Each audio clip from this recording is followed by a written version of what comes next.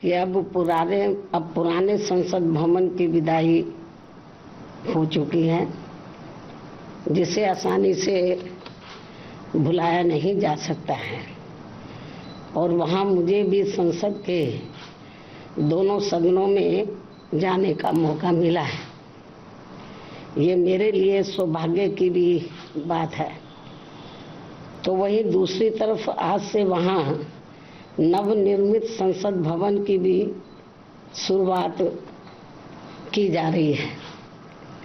जिसका हमारी पार्टी दिल से स्वागत करती है। और आज इस नए संसद भवन में केंद्र सरकार द्वारा महिला आरक्षण बिल प्रस्तुत किया जाएगा। ये ऐसी मीडिया में काफ़ी आम चर्चा है, जिसके पक्ष में बीएसपी सहित अधिकांश पार्टियां भी अपना मत देंगी, ऐसी भी पूरी संभावना है। अन्य पार्टियों के बारे में भी ऐसी स्थिति में हमारी पार्टी को पूरी उम्मीद है कि चर्चा के बाद इस बार ये महिला आरक्षण बिल जरूर पास हो जाएगा,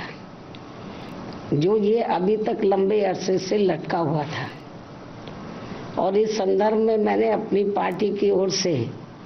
एक बार नहीं बल्कि अनेकों बार संसद में ये कहा था कि हमारी पार्टी तो ये चाहती है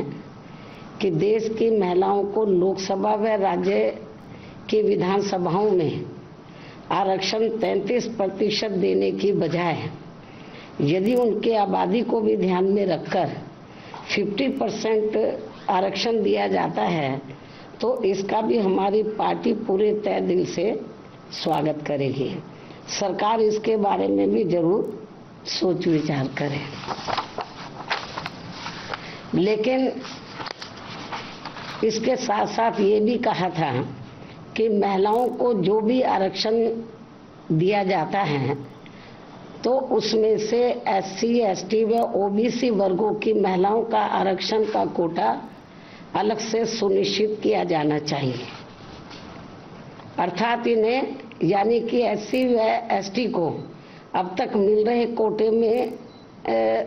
शामिल ना किया जाए, क्योंकि बात ये चल रही है कि जो पहले से एससी, एसटी को आरक्षण मिला हुआ है लोकसभा व विधानसभा में, जो भी इनको आरक्षण है तो उसमें से इनको कोटा दिया जाए। तो इसके पक्षधर नहीं है हमारी पार्टी की। महिलाओं को उसके एससी, एसटी को जो रिजर्वेशन मिल रहा है लोकसभा और राज्य विधानसभाओं में, उसमें से इनको दिया जाए, ये ठीक नहीं है। उनका बना रहे, जो अब 33% दिया जा रहा उसमें से इनकी व्यवस्था होनी चाहिए।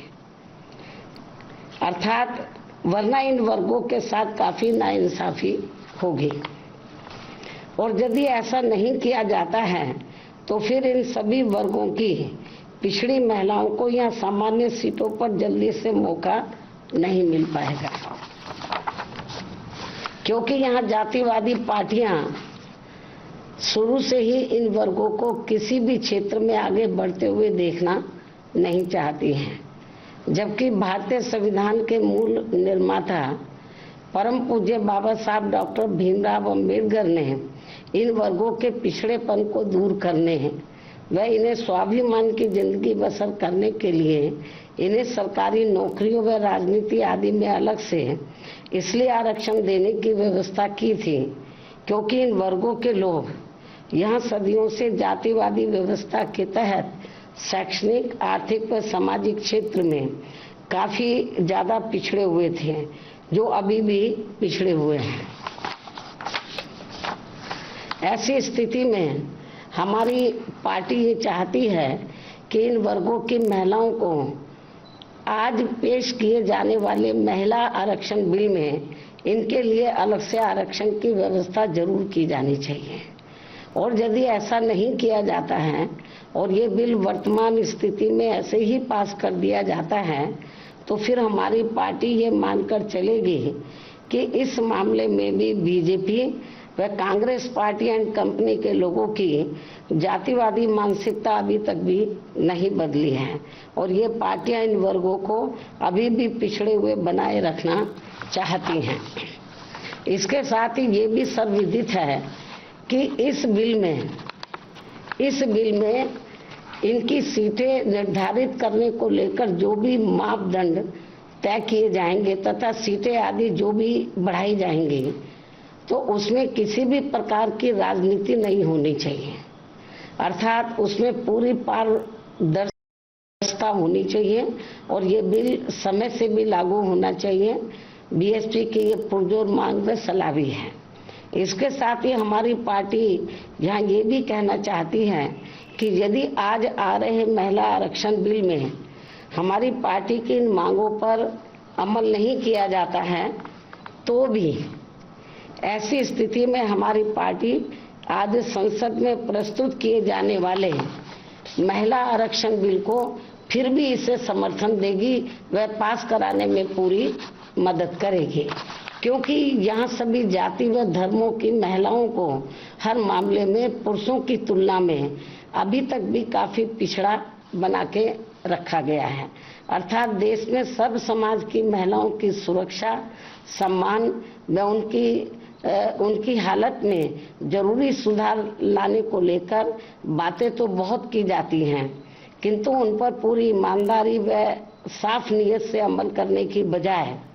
उनकी घोर अनदेखी करना तथा उन पर उसी आधे अधूरे मन से काम किया जाता है जैसा कि संविधान के मानवीय एवं कल्याणकारी उद्देश्यों के साथ ही पहले एससी व एसटी और अब ओबीसी समाज के आरक्षण को निष्क्रिय व निष्प्रभावी बनाने का खिलवाड़ लगातार किया जा रहा है और इन मामलों में कोई भी पार्टी किसी से कम नहीं है, बल्कि कोई पार्टी थोड़ा कम है तो कोई ज्यादा है। अब मैं अंत में वर्तमान केंद्र की सरकार द्वारा आज लाए जा रहे महिला आरक्षण बिल का समर्थन करते हुए अपनी बात यही समाप्त करती हूँ। धन्यवाद।